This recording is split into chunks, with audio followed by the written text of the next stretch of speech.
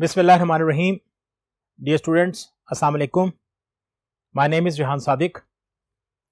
बेटा, आज हम एक टॉपिक डिस्कस करने जा रहे हैं जो कि पार्टनरशिप अकाउंटिंग से बेस करता है, उससे लिंक करता है। आपने इससे पहले पार्टनरशिप में दो टॉपिक पढ़ चुके हैं। एक आपने प्रॉफिट डिस्ट्रीब्यूशन का पढ़ा, उससे आपको आइडिया हो जाता है जी पार्टनरशिप में प्रॉफिट डिस्ट्रीब्यूशन कैसे की जाती है, प्रॉफिट लॉस एप्रोप्रिएशन अकाउंट क्यों बनाया जाता है। उसके बाद आपने एक टॉपिक पढ़ा एडमिशन ऑफ पार्टनर। ये बड़ा इंपॉर्टेंट टॉपिक है, ये कोई भी एग्जाम हो ये जरूर पूछा जाता है। और उसी एडमिशन के हवाले से जिसको एडमिशन अच्छी तरह आता है बेटा, उसको ये टॉपिक बहुत आसानी से आता है, क्योंकि ज्यादा चीजें है ही नहीं। इसमें समझ लें 90% काम जो है वो हमने एडमिशन से ही लेना होता है। 90% चीजें हम एडमिशन वाली इस्तेमाल करते हैं, इसलिए बच्चों को अगर एडमिशन अच्छी तरह आता हो तो इस टॉपिक पर उन्हें कोई कंफ्यूजन नहीं होता। तो मैं जरा थोड़ी सी कुछ चीजें ऐसी हैं जो आपके साथ एडमिशन वाली कुछ चीजों को साथ लेके चलूंगा और कुछ बताता भी रहूंगा आपको, ये आपने वहां पढ़ा था, ऐसे पढ़ा था, कुछ छोटा सा रिवाइज भी हो जाएगा और फिर हम इस टॉपिक में आना शुरू कर देंगे। तो अब हम इस टॉपिक पर चल रहे हैं। पहले जाके देखते हैं रिटायरमेंट ऑफ पार्टनर क्या चीज़ होती है, कैसे होती है, और फिर हम इसके स्टेप्स देखेंगे। अकाउंटिंग प्रॉब्लम्स के हवाले से क्या स्टेप्स हमें याद होने चाहिए, क्योंकि बच्चे को इशू कहाँ पे आता है, सवाल पढ़ने के बाद पहला सवाल आपके ज़हन में, जैसे कोई जब क्वेश्चन रीड करते हैं तो आपका जो सेल्फ क्वेश्चनिंग आपसे होनी चाहिए कि मैं अब क्या करूं। तो this is the main problem with the student. उसे ये नहीं पता कि उसे सवाल स्टार्ट कैसे करना है। तो मैंने ना उस चीज़ों के कुछ स्टेप्स बना दिए हैं, आपको पता चल जाना चाहिए अच्छा दिस स्टेप इज ओके, उसे आप चेक करें, दूसरा स्टेप चेक करें, फिर तीसरा स्टेप चेक करें। तो जो स्टेप चेक होते जाएंगे वो इन होते जाएंगे, जो चेक नहीं होंगे वो आउट है। मेरा मतलब है वो क्वेश्चन में पूछे ही नहीं गए। तो इसलिए से कंफ्यूज होने की जरूरत नहीं होती। अच्छा इंपॉर्टेंट टॉपिक है। एक और अहम बात है, क्योंकि ये आपके आखिरी टॉपिक में से आ रहा होता है, लोग कहते हैं यार आखिर तो इतना आ रहा है, छोड़ो। नहीं, इसका ना सवाल बड़ा छोटा आता है, आपके बोर्ड में बड़ा छोटा सवाल आता है। मिसाल के तौर पर अगर आप इसके ऑपोजिट कोई सवाल देख रहे हैं, आप सिंगल एंटी गिवन सवाल देख रहे हैं, आप कंसाइनमेंट का कोई सवाल देख रहे हैं, वो फिर इससे मुकाबले में करने में बड़ा होगा, लेकिन ये आपसे बड़े लेस टाइम में ये सवाल कवर किया जा सकता है। तो ले जी, अब चलते हैं इस चैप्टर के हवाले से बात करेंगे और फिर इसके आगे हम बढ़ाते हैं, इसमें कुछ चीजें हम ऐड करना शुरू करेंगे। बेटा, partnership accounts, retirement of partner. अब रिटायर ऑफ पार्टनर का मतलब क्या है? Retirement of the partner means deciding of an existing partner to leave the partnership firm. To leave the partnership firm, ये इसकी रिटायरिंग पार्टनर की डेफिनेशन भी है। आप इसको मेमोराइज कर सकते हैं, आप इसे लिख भी सकते हैं कहीं पर। अब उसके बाद क्या होता है? If the partners retires then partnership comes to an end. This is very strange thing.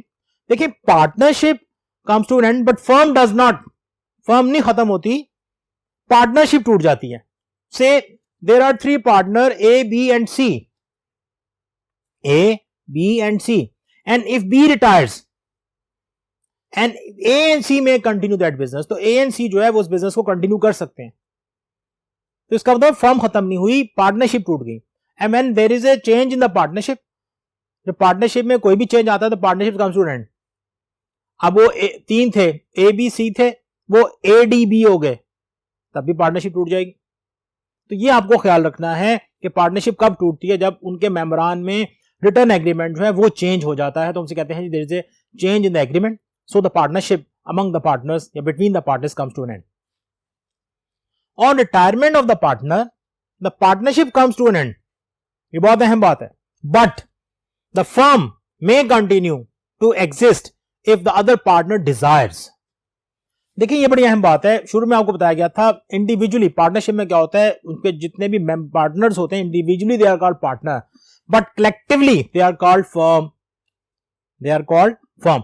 अच्छा, इससे बड़ी अहम बात होती है, अगर आप कुछ सवाल कर रहे हैं, मतलब आप सवाल कर रहे हैं किसी पार्टनरशिप का और उसमें पार्टनर है ए बी सी, तो अगर आपको टाइटल देना चाहे तो लिखेंगे firm of A B and C. Firm of A B and C. ये बहुत छोटी छोटी बातें होती हैं, आपको मेमोराइज करनी है, देखनी है, सोचनी भी है कि collectively they are called firm. इसलिए यहां बोला गया कि जो फर्म में कंटिन्यू, यानी कि वो फर्म खत्म नहीं हुई, फर्म में continue but partnership is come to an end. जब आप पार्टनर रिटायर हो जाता है तो हमें उस वक्त कुछ अकाउंटिंग प्रॉब्लम्स को फेस करना पड़ता है, कुछ हमें अकाउंटिंग प्रोसीजर्स को चेंज करना पड़ता है, कुछ फॉलो करना पड़ता है, जिसके नेम्स मैं आपके सामने या स्टेप्स आपके सामने मेंशन कर रहा हूं। फिर हम अगले बोर्ड्स पर इनकी एक्सप्लेनेशन पे जाएंगे। सबसे पहला इशू वही वाला, वैल्यूएशन ऑफ गुडविल। यही इशू आपके एडमिशन में भी था, वैल्यूएशन ऑफ गुडविल। इसके कुछ मेथड्स होते हैं, मैं आपको कुछ मेथड रिवाइज करवा दूंगा, बता दूंगा, आपको आइडिया हो जाएगा कि वैल्यूएशन मेथड क्या थी या गुडविल की वैल्यूएशन क्यों करते हैं, क्या करते हैं। इसके बाद ट्रीटमेंट ऑफ गुडविल। पहले तो उसकी अमाउंट आई ना, पहले में हम क्या करते हैं, अमाउंट निकालते हैं। देखिए कुछ क्वेश्चन आपके सामने आते हैं, पहले तो आपको जज होना चाहिए क्वेश्चन एडमिशन का है या रिटायरमेंट का है।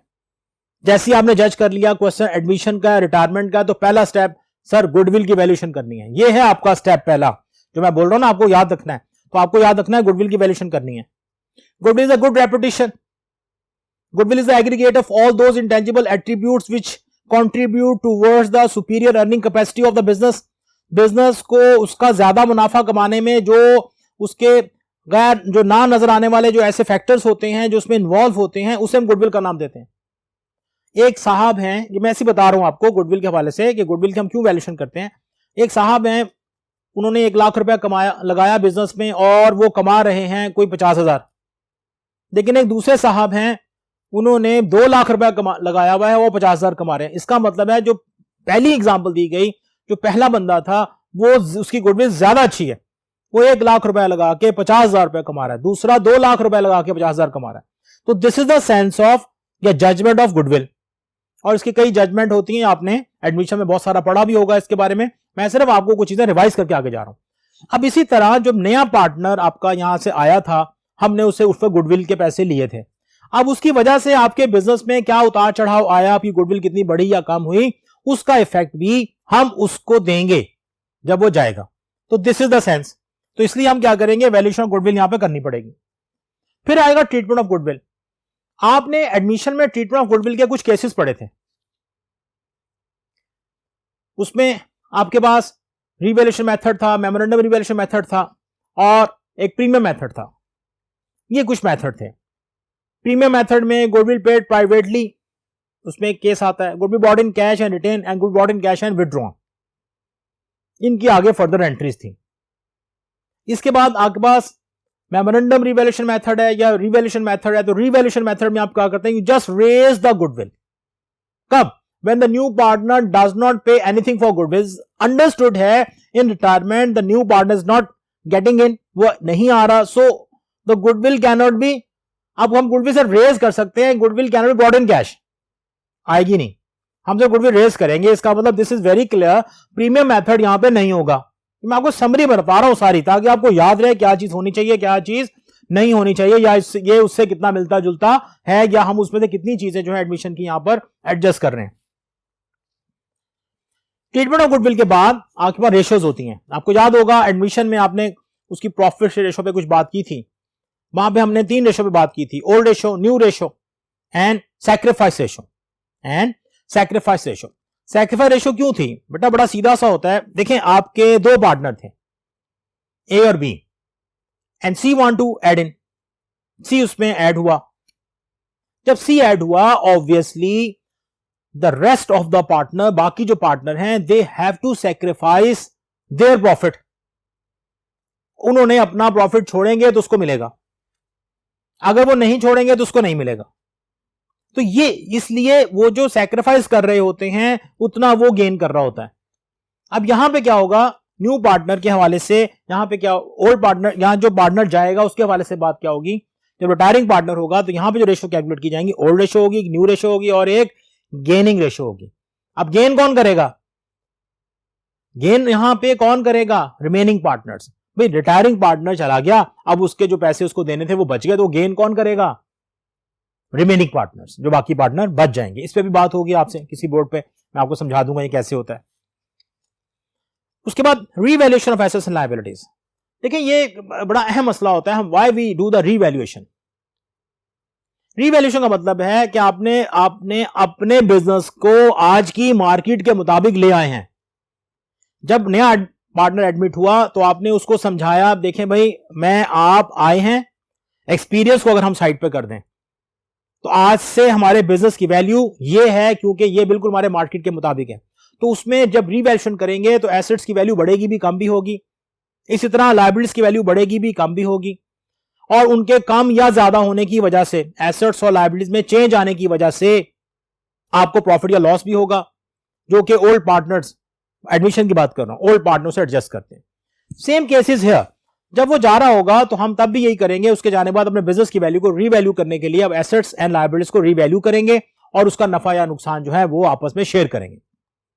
देखें, रिटायरिंग पार्टनर जिस तारीख को जा रहा है उस तारीख से पहले जितने भी एग्रीमेंट हुए हुए हैं, जितनी भी लायबिलिटीज ओन की हुई हैं, जितना बिजनेस है, बिजनेस उसके मुताबिक जा रहे थे, वो सारों का जिम्मेदार है। प्रॉफिट में भी, लॉस में भी, सब में वो जिम्मेदार है। इसलिए आपको ख्याल रखना है कि जब वो जाएगा तो ये सब चीजों को आपने उनके हिसाब से एडजस्ट करके देना है। इससे यहां पर भी revaluation of assets and liabilities का मसला आएगा। फिर any profit reserve of the loss before retirement, अगर उसके रिटायरमेंट से पहले कोई प्रॉफिट या रिजर्व पड़ा हुआ है इन ओल्ड बैलेंस शीट, तो वो भी एडजस्ट किया जाएगा उसके साथ ही। उसके बाद जब ये सारे काम नॉर्मली हो जाते हैं, डिटर्मिनेशन या determining the amount due to the retiring partner, कि उससे कितने पैसे अब देने हैं, अब इन सब का भी फैक्टर होगा बीच में, ये सारी चीजें भी बीच में शामिल होंगी, और कोई मजीद चीज सामने आ गई तो वो भी हम देख लेंगे, वो भी हम उसको तब जाके उसकी अमाउंट ड्यू बनेगी कि हमने उसे कितने पैसे देने हैं, उसका प्रॉफिट में कितना हिस्सा था, उसकी कोई और लॉसेज में कितना हिस्सा था, रिवैल्यूएशन में उसका कितना कंट्रीब्यूशन था। ये सारा कुछ करने के बाद फिर पता चलेगा, हम रिटायरिंग पार्टनर का कैपिटल अकाउंट बनाएंगे और फिर उसे ये पेमेंट करेंगे। अब फिर वही बात है, पेमेंट कैसे करेंगे। अब यहां पे पेमेंट करने के कुछ तरीके होते हैं। या तो हम लम सम अमाउंट दे देते हैं, अगर बिजनेस बहुत स्ट्रांग है तो सारी अमाउंट देके फारिग करते हैं। अगर हमारे पास सारी अमाउंट हम उसे नहीं दे सकते तो हम उसे इंस्टॉलमेंट में पेमेंट करते हैं। जब हम उसे इंस्टॉलमेंट में पेमेंट करते हैं तो कुछ पैसा हम उसके, अगर उसे हमने देना था मिसाल के तौर पर 1 लाख रुपया, मैं उसे 20,000 रुपया दे दूंगा, बाकी कहूंगा यार ये हमारे पास आप एज ए लोन छोड़ जाएं, इस पर हम आपको इंटरेस्ट भी देंगे और आस्ता आस्ता हम आपको पे कर देंगे। इंस्टॉलमेंट कितनी बन गई, 20,000। हर साल वो 20,000 पे करेगा, तो 5 साल बाद उसका लोन जो है, ये जो बिजनेस को उसने दिया हुआ है, this is loan, loan from the partner नहीं होगा, ये है लोन, ये पार्टनर नहीं कहलाएगा, वो चला गया, ये लोन फ्रॉम थर्ड पार्टी ही कहलाएगा। तो इस पर इंटरेस्ट दिया जा रहा होगा, और जब अगर इस दौरान बिजनेस को वाइंड अप करना पड़े, डिसॉल्व करना पड़े, तो इसको पेमेंट भी हमने अलग से करनी है। ये सारा कुछ देना पड़ेगा इसको, क्योंकि वो अब रिटायरिंग पार्टनर, वो हमारी पार्टनरशिप छोड़ के जा चुका है। ये सब काम वही हैं जो आपने इससे पहले किए, और कहां किए, एडमिशन में किए। मैंने सिर्फ उसके बारे में एक समरी से आपको बता दी। अब हम चलते हैं इसके नेक्स्ट बोर्ड पर, मैं कुछ डिटेल मजीद इसमें ऐड करूंगा, जहां से आपको कुछ चीजें और याद आना शुरू हो जाएंगी। तो अब चलते हैं बेटा इसके नेक्स्ट बोर्ड पर। ले जी, जो हमारी प्रॉब्लम्स आ रही थी मैंने उसको हेडिंग वाइज यहां पे लिख दिया। सबसे पहले मैंने यहां लिखा हुआ है जी, वैल्यूएशन ऑफ गुडविल। गुडविल की वैल्यूएशन करने के लिए, अगर आपको याद हो, आपके पास एक मेथड था, average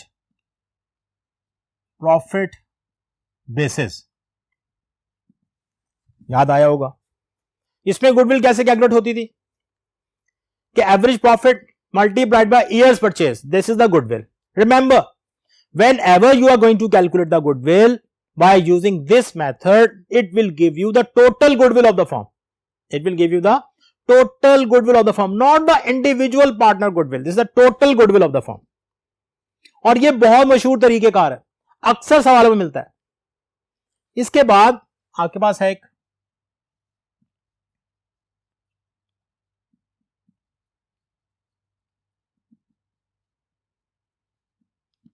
super profit basis.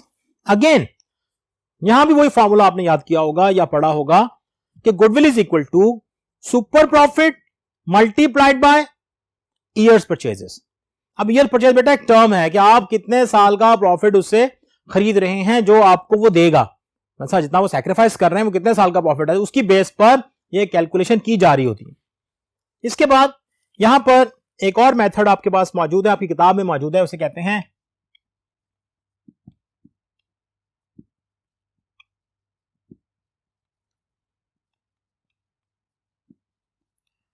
Capitalisation method.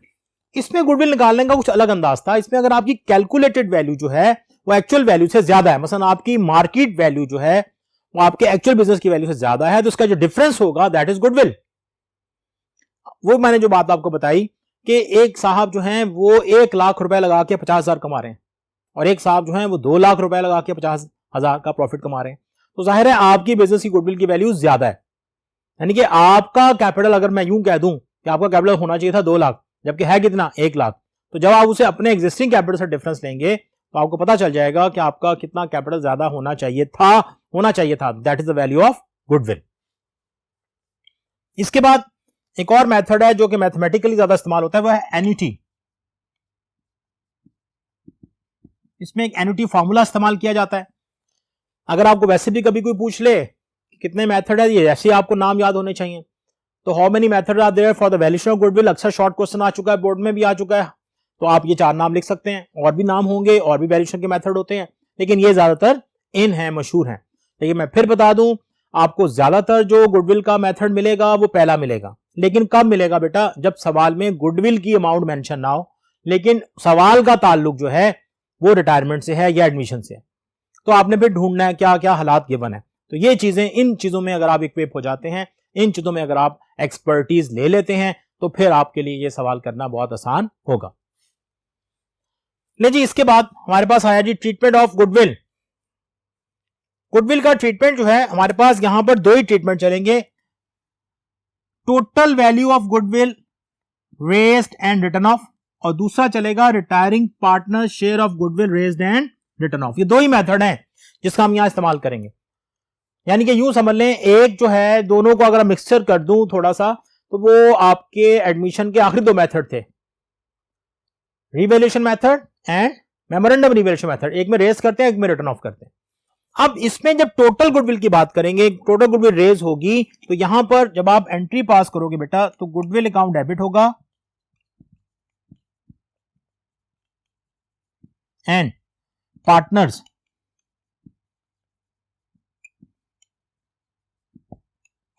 Capital account credit होगा। This is total goodwill raise. अगर मैं इसको राइट ऑफ करूंगा तो यहां आएगा बेटा रिमेनिंग,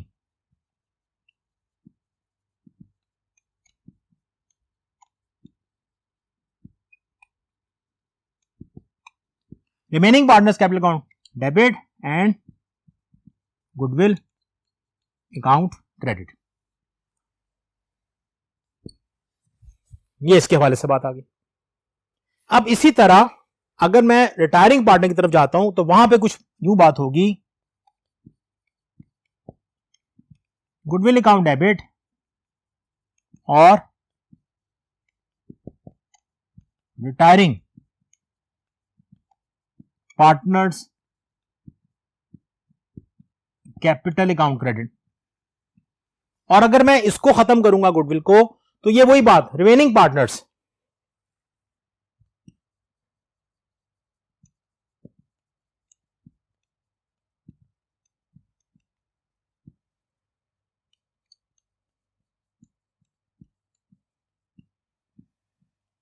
ये ले जी, ये एक मैंने एंट्री आपको बना दी, ऐसे आपको याद रह जाए, ठीक है। इस पे हम बाद में सवाल भी करेंगे, क्योंकि ज्यादातर आपके बोर्ड में सवाल जो हैं वो अगर इस एरिया से ज्यादा आते हैं, इसलिए हमें इन चीजों को थोड़ा सा गौर से लेकर चलना है, देखना है, ताकि इसमें हमें चीजों की अंडरस्टैंडिंग अच्छी हो जाए। अब बेटा इसके बाद हम चलते हैं इसके नेक्स्ट बोर्ड पर, और वहां जाकर हम इसके रेशो के हवाले से कुछ मजीद चीजों को देख लेते हैं कि इसमें रेशो किस तरह की आ सकती हैं, क्या होती हैं, और वो किस तरह एडजस्ट करेंगे, लिखेंगे। तो आए चलें इसके नेक्स्ट बोर्ड पर। ले जी, हमारे पास जो तीसरा स्टेप था, that was ratio among the partners, हमने इस पे बात करनी है। अब क्या होता है, यहां पे हमारे पास 2 तरीके, मैं आपको आज एक तरीका सिर्फ बता रहा हूं, तो इससे नेक्स्ट लेक्चर में हमको इसका दूसरा तरीका भी डिस्कस करेंगे। When there is no agreement, agreement नहीं है कि आपने क्या करना है भाई, काय का एग्रीमेंट नहीं है भाई, किसी ने हिस्सा परचेज करना है, रिटायरिंग पार्टनर का हिस्सा किस तरह परचेज किया जाएगा, कितने रेशो से परचेज किया जाएगा, ऐसा कोई हमारे पास कोई चीज अवेलेबल नहीं है।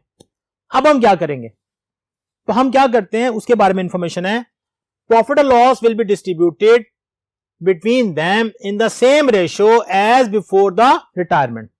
As before the retirement, retirement से पहले वो रेशियो चल रही थी, उसी तरीके से वो प्रॉफिट डिस्ट्रीब्यूट होगा।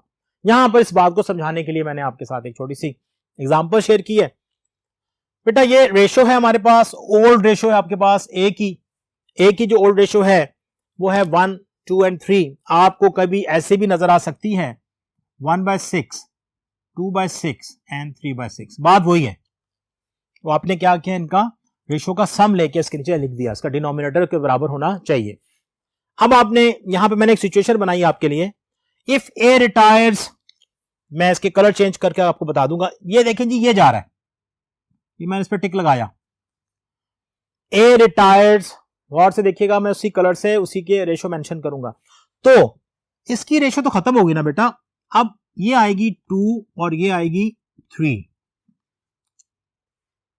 अब ये वही रेशो थी जो इससे पहले वो शेयर कर रहे थे, 2 एंड 3। इसी तरह अगर वो कहता है बी रिटायर्स, नहीं जी बी चला गया, अब रेशो इनमें बचेगी 1/3। एंड इफ सी रिटायर्स, अगर सी रिटायर हो जाता है तो इसकी 1 और इसकी 2 और इसकी कोई रेशो नहीं है। आप देख लें, ये वही फिगर्स हैं जो इससे पहले यहां पर नजर आ रही थी, जो इससे पहले आपको यहां पर नजर आ रही थी। अब अगर आपको वो सवाल में कहता है, कुछ नहीं कहता, वो कहता है जी वो बंदे चले गए हैं, एक बंदा चला गया है, 3 थे, तो आप आगे सवाल करें, तो ये जो मैंने रेशो निकाली बेटा, ये जो रेशो है ये इसकी कहलाएगी न्यू रेशो। न्यू रेशो क्या कहलाएगी? New ratio. और जब हम न्यू रेशो खुद कैलकुलेट कर रहे होते हैं, जब न्यू रेशो इस तरीके से हम खुद कैलकुलेट करेंगे इसी तरीके से, तो आपकी गेन रेशो भी ऑलमोस्ट सेम ही होगी। बहरहाल जब आएगी मैं आपको बाद में बता दूंगा कैसे कैलकुलेट करनी है। फिलहाल आप देखें कि मैंने 2 रेशो बताई, ये ओल्ड रेशो है और ये आपके पास जो आपने निकाली है तीनों की, ये क्या कहलाएगी? New ratio. जाहिर है क्वेश्चन में कोई एक पार्टनर ही जाएगा, कोई एक पार्टनर ही जाता है, इसलिए आप क्या करेंगे, आप उसकी रेशो को इस तरीके से एडजस्ट कर लेंगे। अगर ए रिटायर होता है तो ये 2 बिजनेस कंटिन्यू कर रहे हैं इनमें, अगर बी रिटायर होता है तो ये बी की मैंने रेशो नहीं लिखी, ए और सी की लिख दी, और अगर सी रिटायर होता है तो मैंने ए और बी की लिखी और सी की रेशो नहीं लिखी। इसी तरीके से आप इस सवाल को कंटिन्यू करेंगे। ले बेटा, ये आपके पास एक छोटा सा इंट्रोडक्टरी लेक्चर था रिटायरमेंट ऑफ पार्टनर पर। हम अगले लेक्चर का आगाज इसी प्रॉफिट शेयर रेशो से करेंगे। अभी मैंने इसमें एक मेथड बताया, एक मुझे मेथड और बताना होता है जिसमें वो क्या करता है, वो शेयर अपना जो है, जो रिटायरिंग पार्टनर का हिस्सा जो है, वो रिमेनिंग पार्टनर उससे एडजस्ट कर लेते हैं किसी रेशो से, और जब उसे एडजस्ट करते हैं तो वहां पे फिर हम जाके देखेंगे कि इसको किस तरीके से और मजीद सिंप्लीफाई किया जा सकता है। कि 2 ही तरीके होते हैं मेन, तो आपको ये आ जाए कोई इस पे, क्योंकि शॉर्ट कहीं बने होते हैं, कोई एमसीक्यूज आ जाता है, तो आपको अगर हल करना आता होगा, तो इतनी मुश्किल बात तो है नहीं, छोटे छोटे सवाल हैं मैथमेटिकली, आप बड़ी इजीली हल कर सकते हैं। फिर हम चलेंगे इसके valuation of method of goodwill की ट्रीटमेंट की तरफ, और उसके बाद फिर हम उसमें से कुछ छोटे छोटे सवाल को आपके सामने पेश करेंगे, उससे आपको आइडिया हो जाएगा कि आपने सवाल किस तरीके से हल करने होते हैं। तो बेटा आप नेक्स्ट लेक्चर तक इजाज़त दीजिएगा, अपना बहुत सारा ख्याल रखिएगा। अल्लाह हाफिज़।